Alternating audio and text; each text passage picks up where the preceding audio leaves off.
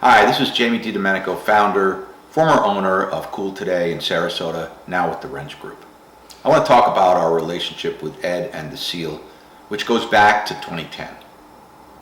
I saw my business grow from 16 million to over 50 million in that time period. And let me tell you some of the things that I thought made a difference. One is we communicated well with our customers.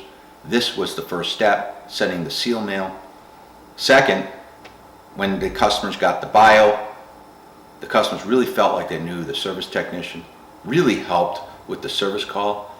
And over that time period, I think it contributed to our higher conversion rates, which we benchmark in 2010, and it's gone up like 20% over that time period. I think that helped tremendously. And finally, the reviews were very much quality reviews. So excellent service for our business.